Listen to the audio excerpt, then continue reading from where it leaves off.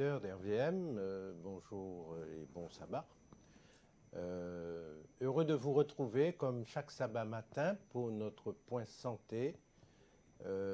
Et aujourd'hui, nous ne voulons pas oublier que nous sommes dans un week-end santé mentale.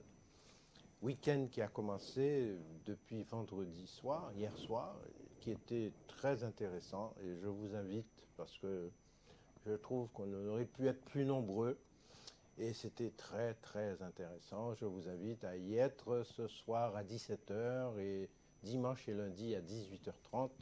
On en reparlera s'il le faut. Mais pour rester dans ce domaine de santé mentale et pour ce dernier sabbat du mois de mai, alors que nous allons passer dans une autre phase du déconfinement à partir du 2 juin, j'ai choisi, avec mon collaborateur, d'inviter le docteur Séjor Pellis, très connu puisqu'elle occupait la place que j'occupe avant. Et c'était ma chef. Et elle est psychiatre et il nous a paru, surtout dans ce contexte de Covid, de confinement, de déconfinement, avec certaines difficultés que certaines personnes ont toujours, il nous a paru intéressant de l'inviter et qu'elle puisse nous parler et nous donner quelques indications anatomiques, physiologiques qui entourent ces problèmes de santé mentale. Alors, docteur Séjor, bienvenue à toi parmi nous et heureux de t'inviter ce matin. Merci beaucoup et bonjour à tous. Je pense que vous comprendrez qu'il est impossible, même si ce mot n'est pas français, de parler de santé mentale dans quelques minutes. Mais il faudrait des jours et des jours, chers confrères, chers amis, pour parler de ce sujet. Mais je sais et je pense que vous voudriez aussi qu'on parle de maladie mentale, mais nous n'en aurons pas le temps. Laissez-moi vous faire un aveu. J'ai beaucoup écrit parce que j'ai beaucoup voulu serrer le sujet et c'était toujours pas assez de temps pour en parler.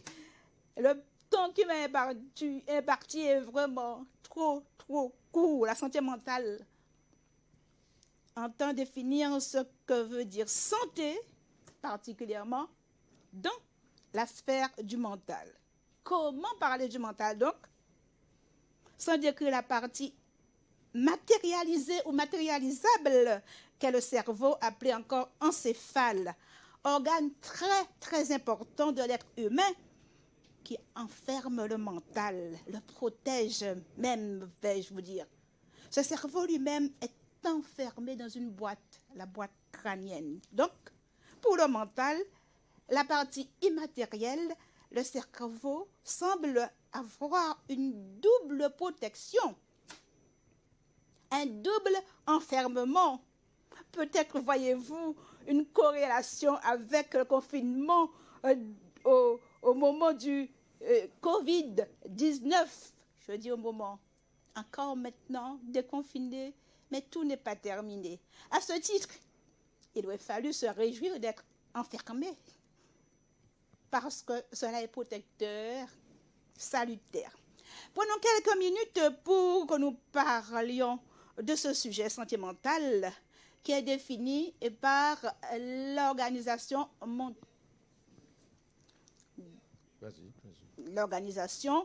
mondiale de la santé. Et j'aimerais que le premier diapo puisse être mis en ligne, s'il vous plaît. Première diapo. Alors, je vais vous le dire. La définition de l'Organisation mondiale de la santé est un état de bien-être qui permet à chacun de réaliser son potentiel. Alors, quand on parle de potentiel, on parle de possibilités. Mais à quel prix? Avec quoi? Deuxièmement, il faut faire face aux difficultés normales de la vie. Est-ce que les difficultés sont normales? À voir.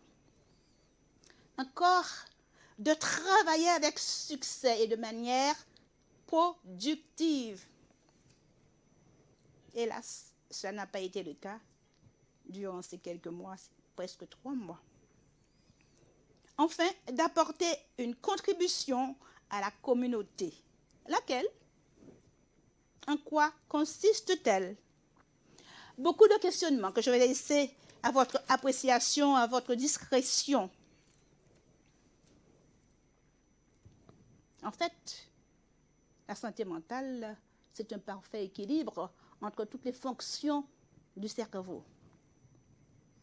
Cet équilibre comporte la capacité de maîtriser ses pensées, maîtriser ses émotions, maîtriser ses comportements, ses relations avec autrui, mais aussi les facteurs sociaux, politiques, culturels, économiques et environnementaux, au nombre desquels figurent la protection sociale, le niveau de vie, les conditions de travail, le soutien social offert par la communauté. De ce fait, vous voyez qu'il y a des groupes vulnérables, ceux qui sont dans la pauvreté, ceux qui ont des maladies chroniques, les nourrissons, les enfants maltraités, les jeunes enfants délaissés, les adolescents qui connaissent leur premier contact avec les produits psychoactifs, je n'en parlerai pas, les personnes âgées, les victimes de discrimination, et encore et encore. Rien qu'à l'évocation de cette définition, nous serions tentés de dire que nous sommes tous malades. Nous ne sommes pas en santé. Ce bien-être parfait, équilibré de toutes les fonctions du cerveau, rompu, perdu, entraîne toutes sortes de pathologies mentales. Loin de moi, l'idée est de vous faire la liste, même si je crois que vous auriez voulu en avoir quelques-unes. Mais j'aimerais surtout prendre le temps de vous expliquer que le cerveau est un véritable orchestre. L'orchestration est telle que les deux hémisphères doivent travailler ensemble et donner un résultat harmonieux. Chaque choriste, donc, doit avoir sa partition, ne doit pas être fatigué, pas distrait. Donc, il faut que tout se passe dans le meilleur des mondes. Je vais de ce pas vous parler un peu, faire des rappels sur le cerveau en tant qu'organe. Et vous comprendrez pourquoi. Le cerveau est constitué de deux hémisphères, comme je vous disais, et il a des lobes. Pourquoi des lobes? Parce que cet organe est bien organisé. Chaque partie a une fonction particulière, c'est-à-dire le lobe frontal ne fait pas ce que fait le pariétal, ni le temporal, ni l'occipital. Et en plus, en dessous, vous avez un organe, un petit organe qui fait la coordination qu'on appelle le cervelet. Ce cerveau est enfermé, je vous disais, dans une boîte crânienne. C'est un organe très, très important qui ne souffre pas de plus de 3 minutes, de plus de 3 minutes sans oxygène. Je ne pourrais pas vous montrer toutes les images que j'aimerais vous projeter, mais je vais vous dire encore que le tissu nerveux qui constitue le cerveau est formé par l'assemblage de cellules nerveuses entre lesquelles existent des cellules nourricières qui sont appelées les cellules gliales, dont l'ensemble forme la névroglie. Ces cellules de la névroglie procurent de la nourriture, supportent, protègent, assurent la défense des cellules nerveuses, appelées encore neurones. Ces cellules nerveuses sont diverses dans leur forme, dans leur fonction, mais elles ont toutes un corps, des ramifications. Les petites sont appelées dendrites et la plus grande, je dirais la plus grande est appelée axone parce qu'il y a une grande qui conduit l'influx d'une cellule à une autre. Il y a toujours un sens. Les choses sont très, très bien organisées au niveau du cerveau. Donc, l'influx passe du corps cellulaire à l'axone jusqu'à la cellule prochaine. Et pourquoi je vous parle de tout cela? Parce qu'il y a une partie très, très importante, le lieu de rencontre entre deux cellules qu'on appelle la fente synaptique, le synapse avec la fente synaptique. Il y a une première cellule, je vous disais, l'axone, qui arrive, ça c'est là, le tissu glial. On va avancer, je voulais vous montrer quelques images. Voilà un neurone avec un corps. Le corps n'est pas vide, vous voyez bien. Et même à l'intérieur, il y a un noyau. Et tout autour, il y a comme une machine, il y a de nombreuses fonctions, de nombreuses choses qui se passent, de telle sorte que tout ce qui est de la cellule puisse passer à l'autre cellule. Passons maintenant à la fente, comme je vous parlais tout à l'heure, je vous disais tout à l'heure, ça c'est le sens de la transition depuis l'axone jusqu'à la cellule, la prochaine cellule. Mais là, la fente synaptique, voilà. Vous voyez qu'il y a des petites vésicules à l'intérieur, elles sont jaunes. Il y a des substances dedans. Ces substances importantes vont passer d'une cellule à l'autre, mais grâce à des récepteurs. Il faut qu'exactement sur la cellule prochaine, qu'il y ait la forme qui puisse recevoir la vésicule, le produit qui sort de la vésicule. Pourquoi c'est important? Parce que si le taux est bas, on devrait en apporter, vous comprenez bien? Mais si le taux est trop élevé, il va falloir l'abaisser. Ces produits sont appelés neuromédiateurs. Rapidement, on va vous citer quelques neuromédiateurs, vous en avez entendu parler, j'en suis sûre. Et vous comprendrez pourquoi je les cite. Par exemple, l'acétylcholine, la dopamine, le GABA, le glutamate, la noradrénaline, la sérotonine. Je sais que vous en avez entendu parler. Et voilà que le psychisme est en balance avec le physique et toute une biochimie. L'acétylcholine, c'est un neuromédiateur excitant qui déclenche la contraction musculaire et la sécrétion de certaines hormones. Attention, il est impliqué, je vous dis excitateur, il est impliqué dans l'éveil, l'attention, la colère, l'agression, la sexualité et la soif. La maladie d'Alzheimer, par exemple, que vous connaissez, est liée à un manque d'acétylcholine dans certaines régions du cerveau. Donc, les médiateurs ont toute leur importance. La dopamine, par exemple, est un neurotransmetteur impliqué dans le contrôle du mouvement, de la posture. Ça vous parle? Le glutamate est associé à l'apprentissage et à la mémoire. Quant à la noradrénaline, elle est importante pour l'attention, les émotions, le sommeil, le rêve.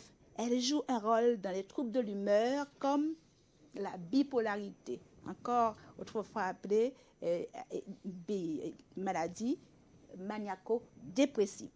La sérotonine, quant à elle, contribue à diverses fonctions comme la régulation de la température, le sommeil aussi, l'humeur, l'appétit, la douleur. Donc, toutes ces substances ont leur importance.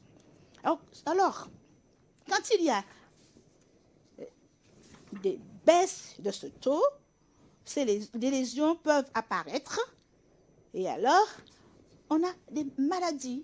Les troubles mentaux sont les résultats de dysfonctionnements d'origine très diverses qui entraînent des difficultés dans le vécu, des souffrances, des bizarreries comportementales, des inadaptations.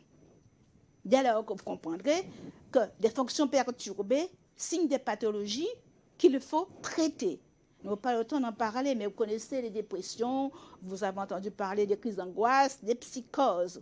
Vous accepterez certainement la notion de prévention parce que il faut que cet équilibre soit toujours optimum et il ne faut pas qu'il soit rompu, sinon c'est la maladie. Mettre l'accent donc sur l'hygiène mentale.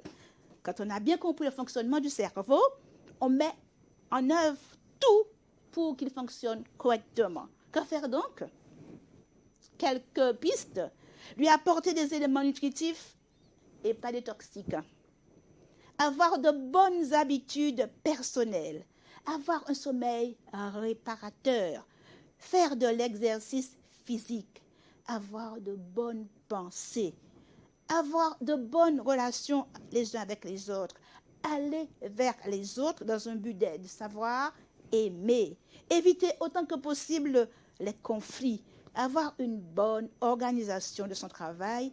Apprendre à gérer le stress. Développer des pensées positives. Éviter les traumatismes. Apprendre à rire, souvent à se moquer de soi-même. Développer des activités ludiques avec les siens. La pandémie du Covid-19 a modifié le comportement, le ressenti, la perception, l'humeur, les émotions de plus d'un. Le stress lié à l'inconnu, aux diverses informations renouvelées, parfois même contradictoires, au changement d'habitude, a entraîné des comportements divers, parfois délictueux. D'autres ont manifesté de l'anxiété avec la peur de contracter la maladie, surtout décrite comme mortelle. Dans d'autres cas, ce sont des dépressions sévères, justifiant d'une prise en charge, mais confinés, beaucoup ne sont pas allés ne sont pas allés consulter et beaucoup sont restés dans le confinement chez eux. La santé mentale rompue et voilà que la maladie s'installe. On ne va pas continuer à parler du cerveau, sauf pour vous dire que c'est un organe très important. Et j'en ai un peu parlé sur le plan, si vous voulez, externe. Mais j'aimerais bien que mon collègue le docteur Sablier puisse vous parler de la partie interne qui est très, très importante, où vous allez voir le système limbique. Et quand on dit limbique, laissez-moi vous dire, c'est un cerveau émotionnel, non donné à une structure qui joue un rôle très important dans le comportement, dans les émotions, comme l'agressivité, la douleur morale, la peur, le plaisir, ainsi que la formation de la mémoire. On dit limbe, n'est-ce pas? Quelquefois, vous allez voir, limbé, ça veut bien dire qu'il y a quelque chose qui s'est rompu dans l'amour, n'est-ce pas? Je laisse un peu la parole à mon collègue, autrement, prendre la journée pour en parler, parce que c'est un sujet que j'affectionne particulièrement, et je ne pourrais pas vous en dire plus, malheureusement. Alors, je prends le relais de Dr Séjour pour vous dire qu'en fait, pendant toute cette période, et même jusqu'à présent, il y a eu différentes émotions. Des émotions qui étaient très variables, qui pouvaient être de la peur, qui pouvaient être de l'anxiété, qui pouvaient être de la crainte, de la méfiance. Et toutes ces émotions, en général négatives, vont avoir un rôle sur notre santé mentale. Et aussi, pour les équilibrer, pour les contrebalancer, il a fallu développer des trésors pour développer des émotions positives. Tout ça se passe dans le cerveau, dans une petite partie au milieu de la tête qu'on appelle le système limbique. Entouré, nous avions des photos à vous présenter ce matin, mais apparemment, il y a des petits problèmes techniques ce matin qui ne nous permettent pas de vous montrer exactement ce que nous voudrions vous montrer. Et vous dire que finalement, au cœur de toute cette période, il y avait cette notion de stress. Et cette notion de stress, en fait, c'est la réponse que nous, individus, nous faisons à des situations tendues, récurrentes, entravant la santé et la sécurité. Vous voyez ? Avec le tableau, j'aurais pu vous montrer stress. S-T-R-E-2-S.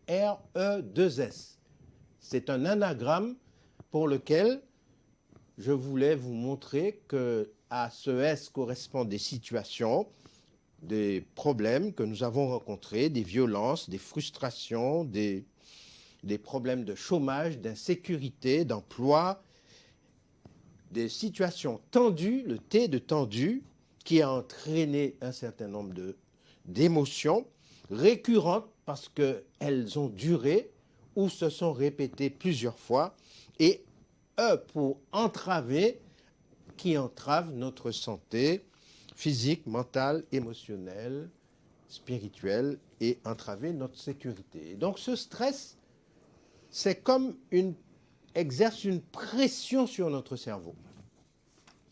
Et c'est ce stress qui va être à l'origine de maux de tête, qui va être à l'origine de troubles organiques ou psychiques. Mais surtout, ce stress, surtout lorsqu'il est accompagné de manifestations violentes, de maltraitance, va entraîner davantage d'effets délétères sur certaines parties du cerveau et va parfois même faire des cicatrices biologiques avec toutes les substances dont Dr Séjour a parlé, qui vont se retrouver en augmentation et qui vont constituer une blessure. On aura une blessure émotionnelle, psychologique, mais il faut savoir que derrière la blessure, il va y avoir une blessure biologique, une cicatrice. Et j'avais une photo avec un arbre et où il y avait une clôture avec un fil de fer qui passait sur l'arbre. Et ce fil de fer, quand il est planté dans l'arbre, il fait une cicatrice dans l'arbre. Eh bien, certaines de ces circonstances peuvent créer des cicatrices, peuvent poser problème. Et il faut savoir que les sentiments d'isolement, d'insécurité, d'abandon, de solitude, toutes ces choses que nous avons pu vivre ont perturbé notre système de défense au stress, perturbé notre système immunitaire, perturber certaines régulations au niveau de certaines zones dont a parlé le docteur Séjour. Et c'est ces perturbations qui ont duré longtemps ou qui sont revenues trop souvent, qui vont être à long terme générateurs d'anxiété, d'angoisse, de dépression, de douleurs chroniques, parfois même de maladies cardiovasculaires, de désordres gastro-intestinaux, de désordres métaboliques, de troubles de l'immunité dans les maladies auto-immunes. Et tout cela, eh bien, ce sont des choses qui ont pu arriver, mais qui ne sont pas définitives.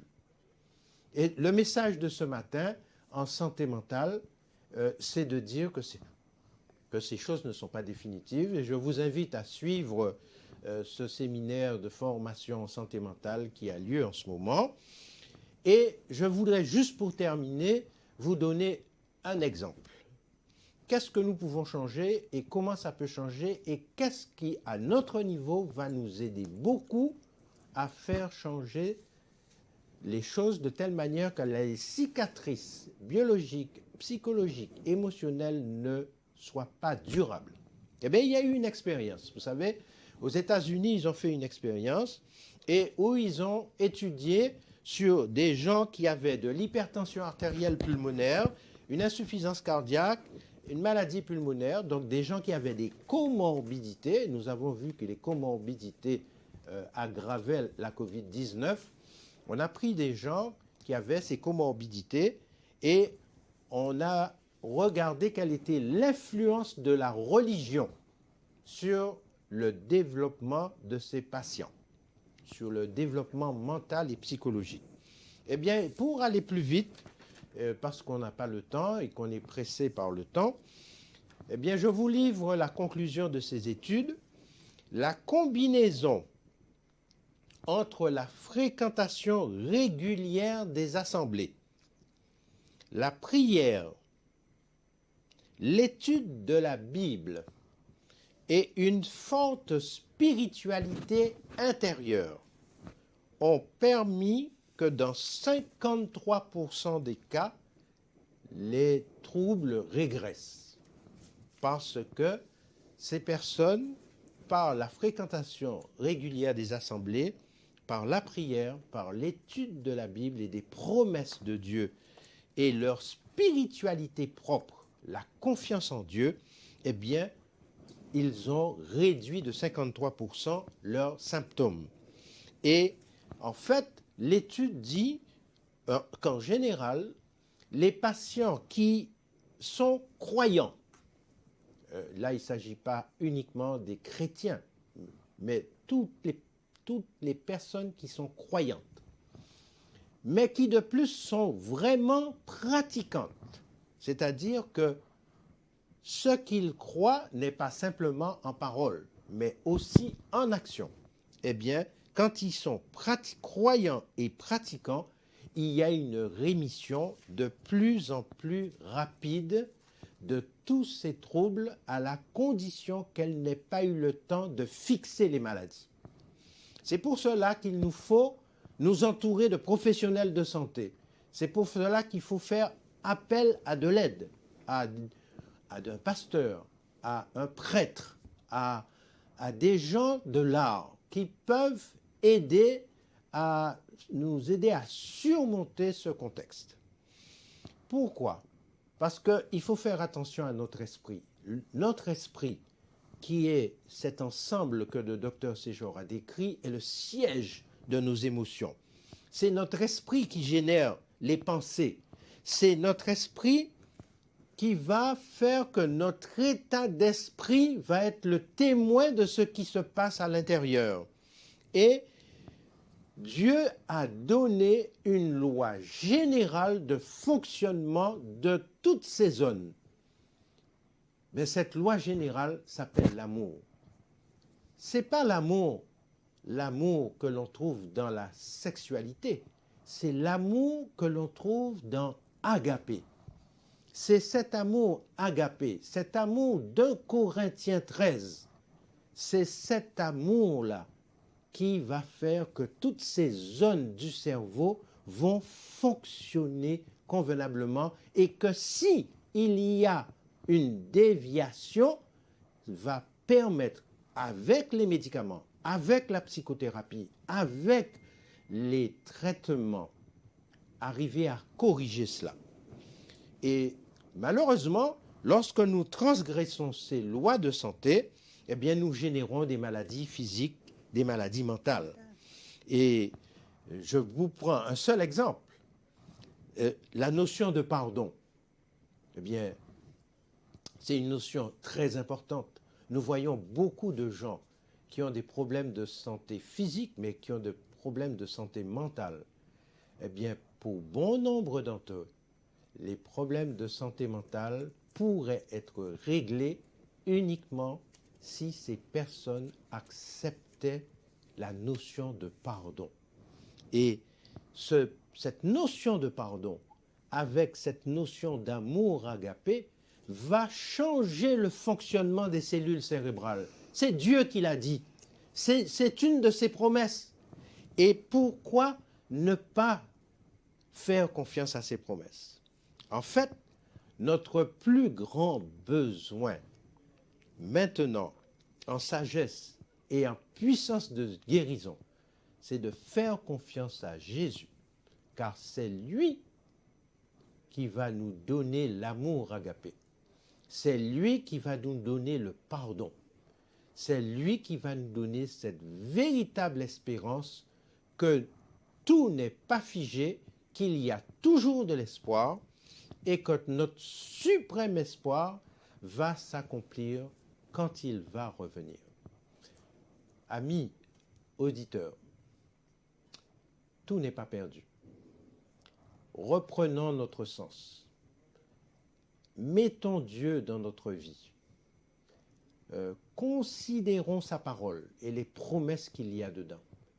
Étudions-les d'une autre manière, sinon faisons-nous aider et il y a de l'espoir. Et avec les personnes de l'art, comme les psychiatres, les psychologues, les gens qui peuvent nous aider en santé mentale, nous allons arriver au bout. Ne nous laissons pas abattre, gardons espoir. dans cette optique, je vous invite, et pour terminer, je veux remercier encore Dr Séjour, et dans cette optique, je veux vous inviter à terminer par la prière. Juste un petit mot Oui, d'espoir. docteur. Je vais vous dire que dans le temps, on nous avait appris que le cerveau avait un nombre donné de cellules une fois pour toutes. La science fait des progrès. Maintenant, nous savons qu'il y a d'autres cellules qui poussent, qui arrivent grâce au tissu glial, avec les cellules gliales. Donc, il y a d'autres Voilà, cellules. le tissu que tu as montré le tissu tout à que l'heure. j'ai montré. Donc, il y a de l'espoir. Absolument. Si d'aventure on a abîmé certaines par toutes sortes de produits toxiques ou autres, ou même pensées toxiques, les nouvelles peuvent être remplies de bonnes choses. Et voilà que nous partons pour un nouveau départ, un meilleur. Voilà, inclinons la tête et prions. Éternel notre Dieu, nous voulons te remercier de ce que tu as fait de nous des créatures merveilleuses. Qu'en fait, tu as tout prévu.